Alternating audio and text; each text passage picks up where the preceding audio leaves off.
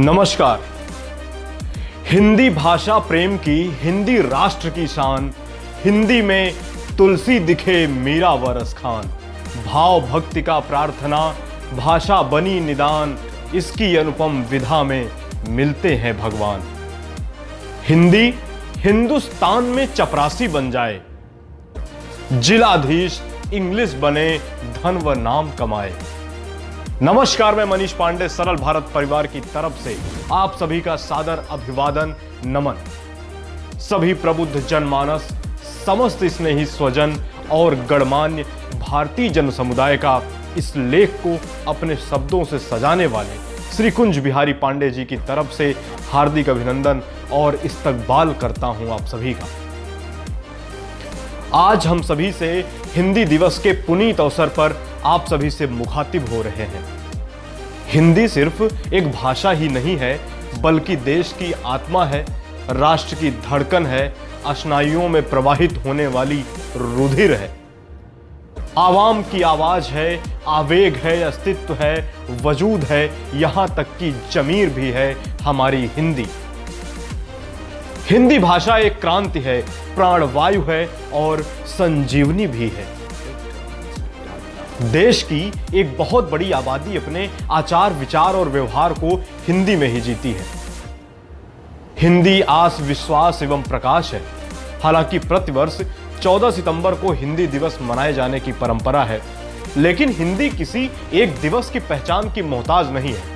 मां भागीरथी गंगा की अविरल धारा की तरह इसकी तरंगे अबाध निर्माण एवं निरंतर प्रवाहमान है। वो बात अलग है कि जिस तरह आज मां गंगा प्रदूषण की स्थिति से गुजर रही है, वही हाल हमारी हिंदी का भी है।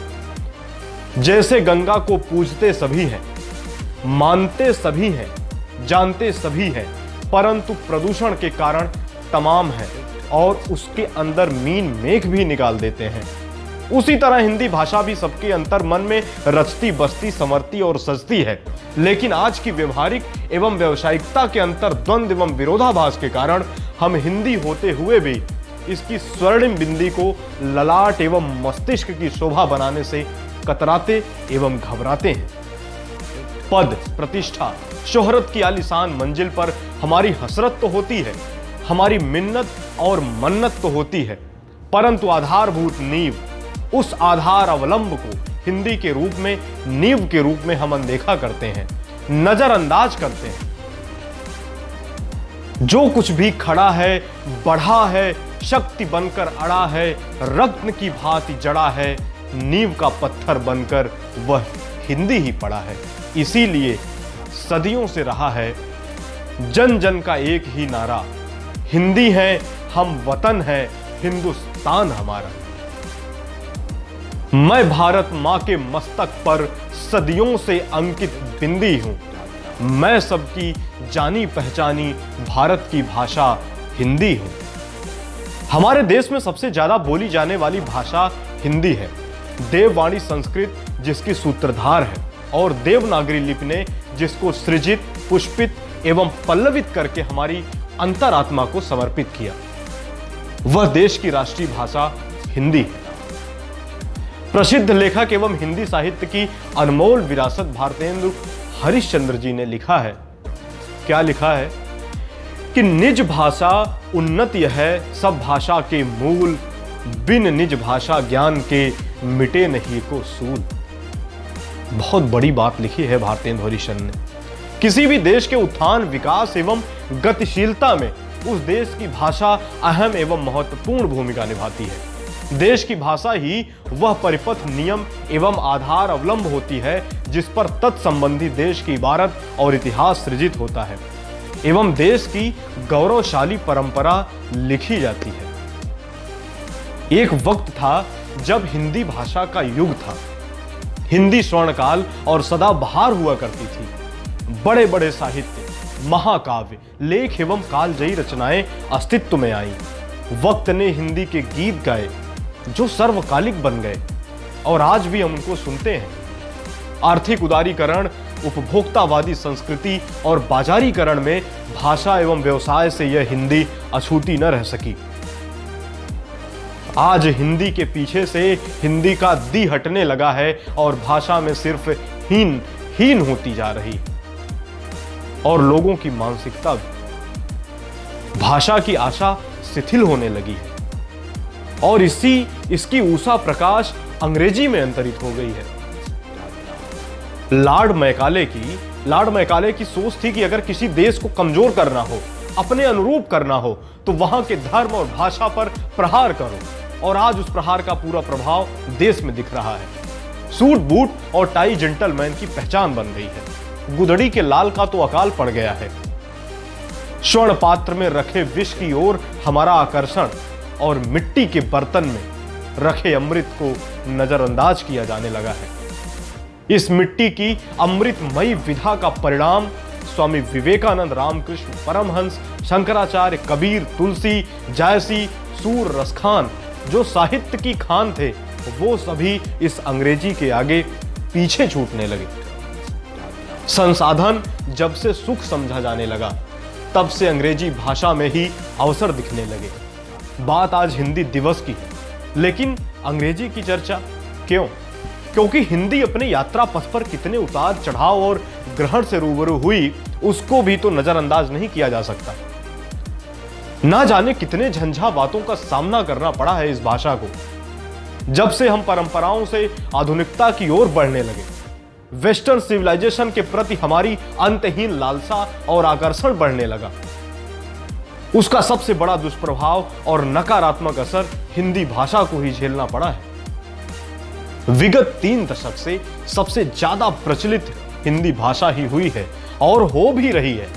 जिस तरह से ग्रामीण जनजीवन पर नगरी कल्चर भारी पड़ने लगा है, ठीक उसी प्रकार हिंदी भाषा अंग्रेजियत के नीचे दब गई। धीरे धीरे दबती जा रही है, लेकिन हमें पता नहीं चल रहा है। शहर को कौन कहे, आज तो हर जगह गांव की राहों में भी अंग्रेजी भाषा ही नहीं, बल्कि इंग्लिश मीडियम एजुकेशन पूरी तरह से, या कहें तो बुरी तरह से, अपना पांव पसार चुका है।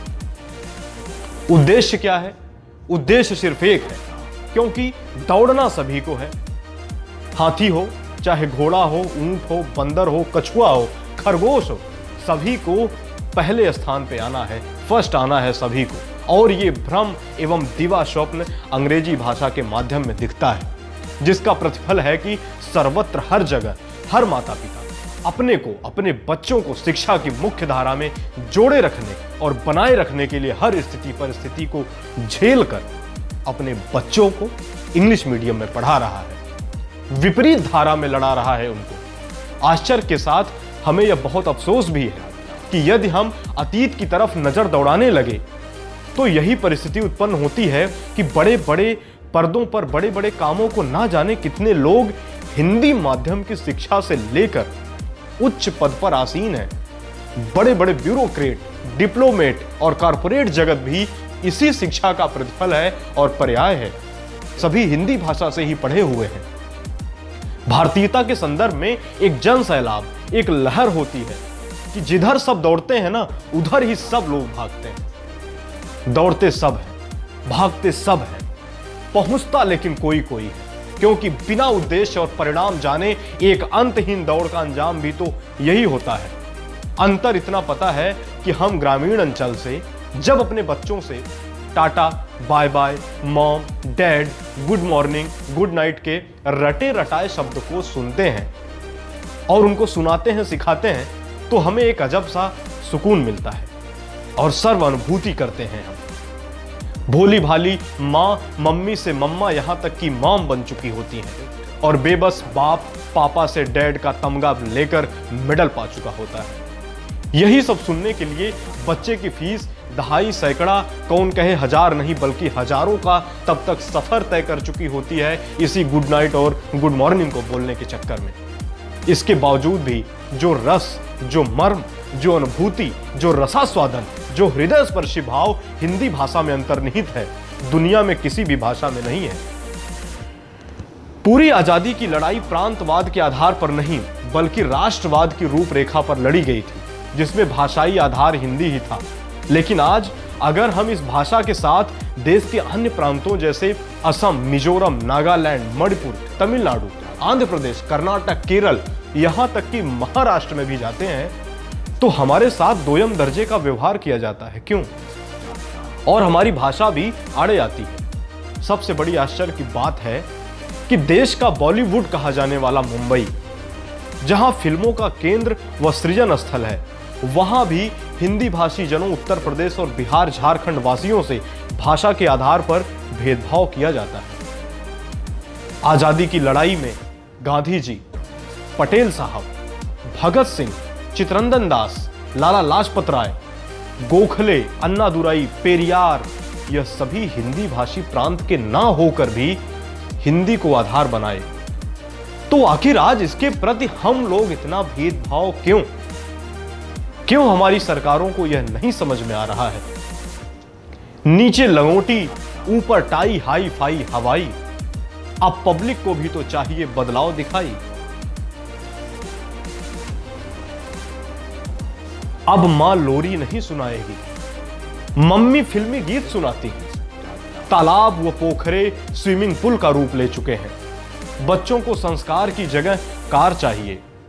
उसी की परिणत है कि हम अपने देश में ही हिंदी को राष्ट्रभाषा होने के बावजूद भी अपनी पहचान स्थापित करने में अक्षम। देश की अनेक भाषाओं के बावजूद भी हम बिखरे हुए। देशज भाषाओं के ऊपर एक विदेशी भाषा अंग्रेजी से हम एक सूत्र में बंध पा रहे हैं। लेकिन अगर अभी जब कोई कुत्ता दौड़ता है तो आपकी सारी हेकड़ी और अंग्रेजियत निकल जाती है। उसको हट हट करके ही भगाना पड़ता है। कहा जाता है कि जो दिखता है वही बिकता है।